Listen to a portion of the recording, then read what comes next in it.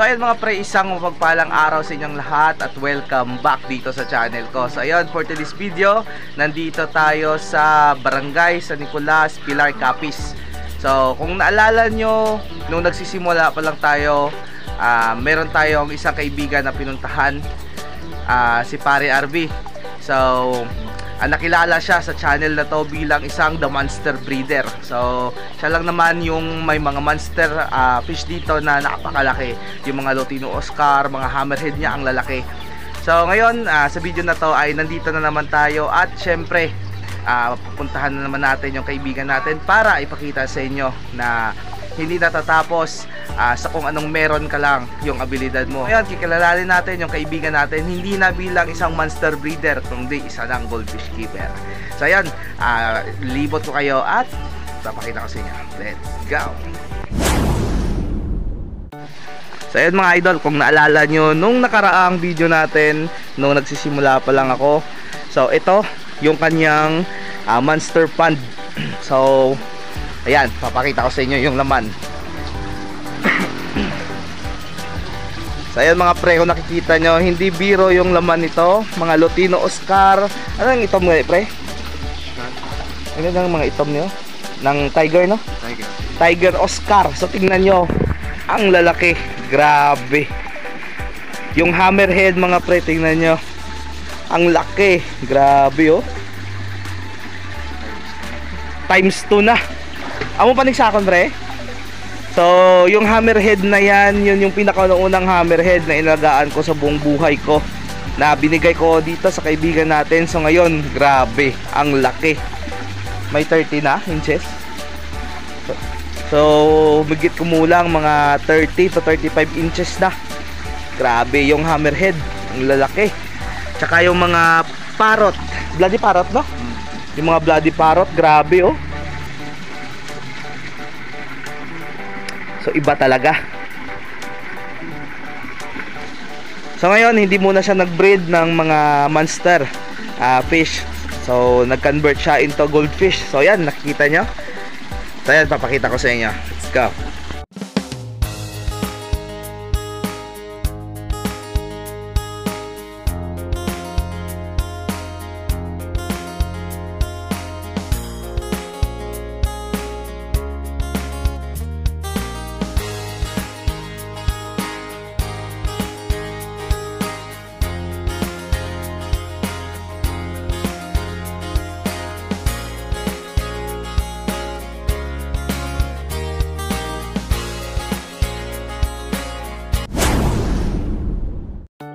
So ayan mga pre, sa section na to ay ito yung mga male na goldfish na kanyang mga breeder. So ayan oh, tingnan nyo.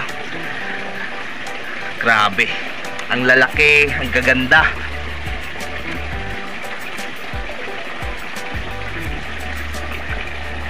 So yung mga female nandun, papakita ko sa inyo. So ayan mga idol, dito yung kanilang mga female. Meron siyang Rancho, Blackmore, Uranda, tsaka pingpong, pearl scale. Grabe, laki ng pingpong oh. Tingnan nyo. Grabe, parang tatlong daliri ko na sa kamay. Lalong lalo na yung Rancho na to. Ayan oh, tingnan nyo, laki. Ang haba, mahaba pa sa, yung haba niya mas mahaba pa to sa lapad ng kamay ko. Grabe, laki. So yung kanyang filtration system nandito sa taas. Ayan oh. So gamit niya yung Aquaspeed 4000. Yan. So yan, meron siya dito mga pearl scale. Yan, pingpong pearl scale. Ayan. So ito yung mga breed niya. So on breeding na to mga pre. So nandun, ipapakita ko sa inyo. So ayan mga pre, yung pingpong ay isa sa pinakamahirap alagaan na goldfish. So medyo sensitive at high maintenance yung mga pingpong, pero ayan, tingnan nyo, maraming pingpong dito na gino-grow out nya. Tsaka yung mga shooter ay nandun kanina, pinakita ko na sa inyo. Ayan. So nag-breed siya muna ng kanyang goldfish kasi hindi pa season ng monster ngayon. Pero ayan, may piniprepare siya ditong pond. Yan, sinacycle niya muna. So dito siya magpapaitlog ng Oscar niya. Ayan. Pre, nga nagbaylo ka sa ano ho, sa goldfish ano tabo? Ano lang, trip lang. So trip lang. So grabe. So pre, anong pinapakain mo sa mga gino-grow out mo dito na pingpong? So pingpong pa talaga, napakahirap i-breed. Steam egg lang. Steam egg. Ah, ito. So ano to pre, yung ito? Ano to?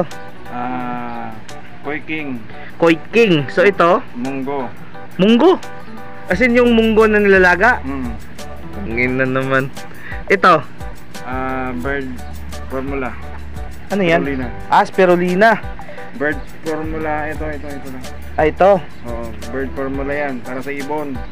Kinumbert ko dyan, tapos bawang powder. Garlic. Powder. Carrots powder. Grabe. So, hindi ko pa to alam kung paano timplahin yung steam egg na to, pero grabe talaga yung kaibigan natin. Isang araw lang yan. Ito lahat, isang araw lang napakain. Tingnan nyo mga pre kung gaano karami to. Isang araw lang to ipapakain. 100 grams. Grabe. Pre, i-rate na 1 to 10 ano ka budlay mag-breed sang pingpong? Sa akin, easy lang eh. Para lang ako naglalaro. Kasi sa Oscar, mahirap din yan. In-apply ko rin yung hirap niya dun. So, ibig sabihin mas mahirap i-breed yung monster fish kaysa dito. Mas mahirap. Easy na sa akin to. Mas magaling sa akin to. So, piece of cake lang mga pre. So, walang kahirap-hirap niyang na-i-breed. Kasi nga, nagumpisa na siya sa isa sa pinakamahirap, magastos, tsaka mahirap palakihin yung Oscar, no? High maintenance, BBS. So dito may alternative ka, no? Marami, baka-baka, kiti-kiti, steam egg. Kung wala, high protein pellets. So pre, ilang buwan na to yung mga pingpong mo dito? 2 buwan. 2 buwan na. So kapatid niya yung mga nandun na shooter. Oo, kapatid niya yun. 2 buwan lang? Grabe. Sa 2 buwan lang napalaki niya na yung mga pingpong ng ganito. Para sa akin, ano na to eh. Ito yung para sa akin, maano na to. Matagal pa to para mapalakihin sa akin. Matagal pa yung 2 buwan? Oo. Grabe naman.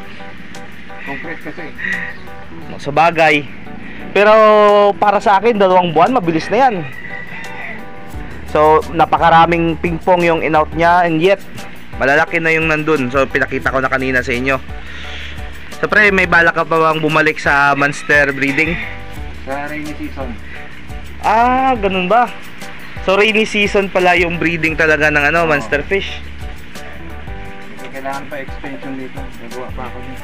So, hindi pa to tapos, no? Naka-ready na yung mga materials ko. Ah, yun na. Meron na mga materials na naka-ready dyan, mga graban niya.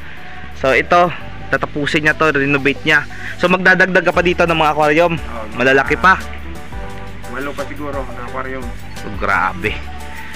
Sana all.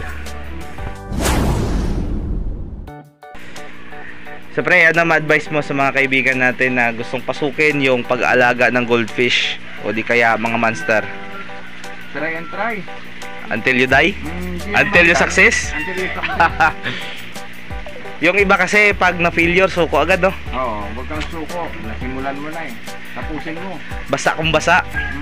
Importante, sa huli ay makita mo yung ito na, resulta.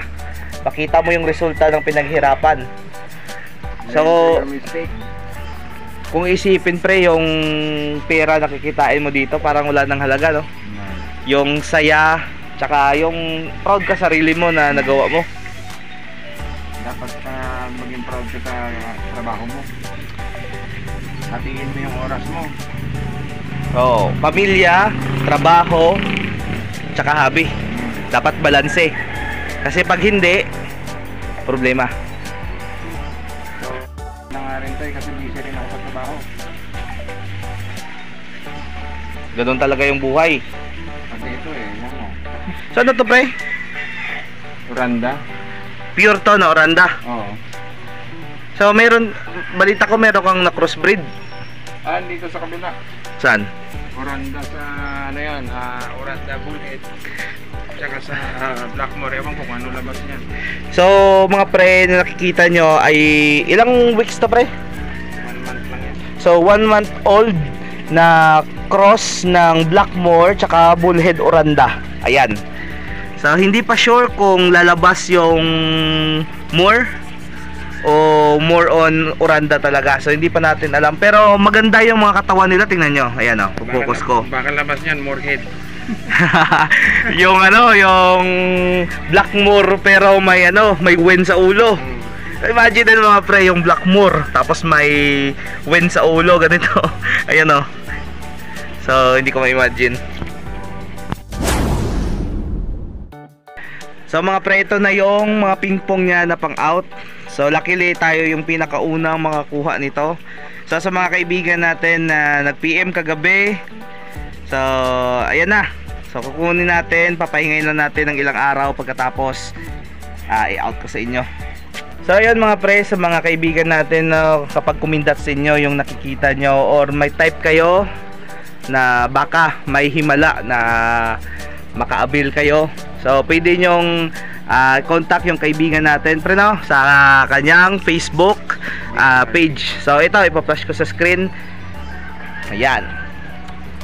So, grabe, parang ayaw kong umuwi mga pre. Ganda. So medyo matagal na rin hindi tayo nakapag-vlog ng mga ganito, ng mga goldfish, dahil mga na-focus tayo sa mga live bearers. Pero parang nakakabuhay lang ulit makita yung mga ganito. So dati normal lang na makita mo to sa mga kaibigan natin. Ngayon parang medyo malabo na, no? Yung iba nag-convert na, beta, nag-quit na, focus na sa trabaho. Pero tayo nandito pa rin. So stay strong.